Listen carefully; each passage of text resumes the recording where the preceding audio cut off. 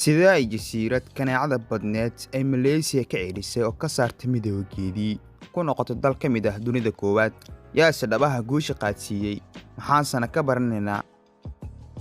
Magacaygu waa Cabbaas Mustaf, halkanina waa Rumaan Media. Kusoo dhawaada daawadayaal muuqaalkeena maanta. Inaad like saarto videogan wuxuu naga saacidi karaa YouTube-ka inuu dad badan gaarsiiyo. Singapore waa dal yar oo hal magaalo ah, city state, kaasoo ah jasiirad yar oo dhacda koonfur bari qaaradda Aasiya. Waa dal baaxad ahaan yar oo ku fadhiya 722 kiiloomitir oo wareeg ah. Magaalada Darussalam ee dalka Tanzania ayaa ka baaxad weyn. Singapore waa jasiirad kaabiga ku hayso Malaysia. Dadka wadanka dega waa Chinese, Malay iyo Hindiya.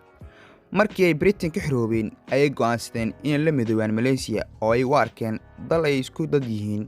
Sanadkii 1963 ayay la midoobeen Malaysia iyagoo noqdeen dal qura. Balse nasiib daro 2 sano kadib Malaysia baarlamaankeeda ayaa u codeeyay in Singapore ay ka goodo Malaysia ayna ka baxdo, iyagoo u sheegay inay tahay jasiirad yar oo kaneeco badan dadka saboolana ku nool yihiin. Taas ayaan faa'iido ugu jirin dalka Malaysia. Xilligaas Singapore waxay ahayd waqtigii ugu xumeed, waxaa ceydhiyay dad kuwii ugu dhawaa.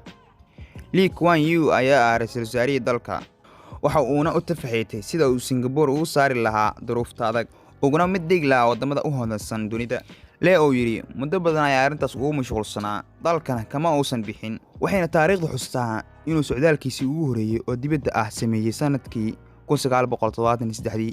muddo 8 sano ah kama uusan bixin dalka. Lee Kuan Yew sanadkii 1990 ayuu xilka ka degay asigoo loo aqoonsaday aabihii wadanka, waxaana u sababay in Singapore ay noqoto maanta xarun caalami ah oo hoy u ah waxbarashada, madadaalada, dhaqaalaha, daryeelka caafimaad, raasamaalka, hal-abuurka, seedka, wax-soo-saarka, tiknoolajiyada, dalxiiska, ganacsiga iyo gaadiidka. Wadanku waxa uu ku jiraa heerar caalami ah, waxaana loo aqoonsaday inay tahay Singapore dal haysta tiknoolajiyadii ugu sareysa, taasaa mar walba diyaar ah.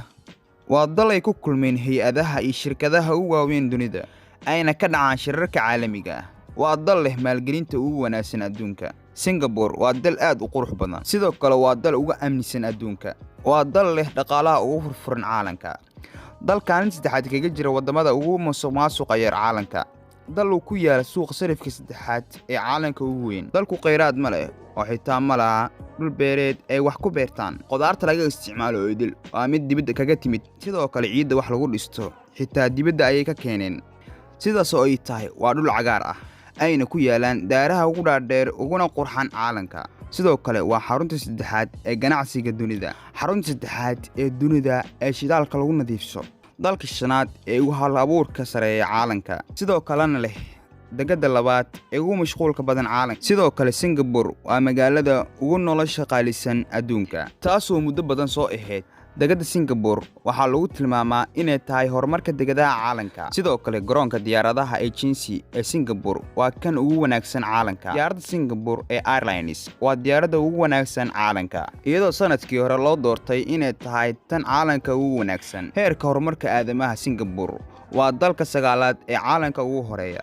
Wadanka waa dal ka mid ah kuwa ugu dhaqaalaha badan caalamka.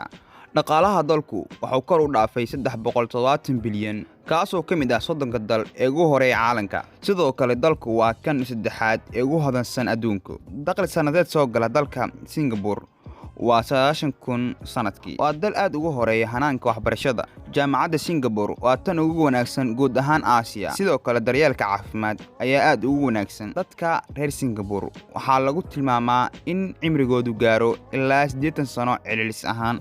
Wadanka waxaa ku nool 5.7 milyan oo qof. 39% dadka waa ajaanib. Dalka degan oo ku shaqeysta 4 luqadood oo rasmi ah ayaa lagu hadlaa dalka, kuwaas oo kala ah English, Malayga, Mandarin iyo Tamilka. Wadankii la ceeriyay ee kaneecada iyo faqriga hoyga u ahaa maanta waa mid horumar u ah dhaqaalaha, tiknoolajiyada, aqoonta iyo hal-abuurka dunida. waxaa heerkaas gaarsiiyey nin loo arko inuu yahay hogaamiyihii ugu wanaagsanaa qarnigii 20aad, waana Lee Kuan Yew. Singapore waa tusaalaha dal kasta oo xaaladiisa ka soo bilaabay meel liita. Waa tusaale ee dunida ay eegato. haddii aanu nahay Soomaali waa tusaale aad u wanaagsan. oo waajib tahay inaan cashir ka baranno kuna dayano laakiin ma nihin kuwa u soo jeedo inay dalkooda dhistaan.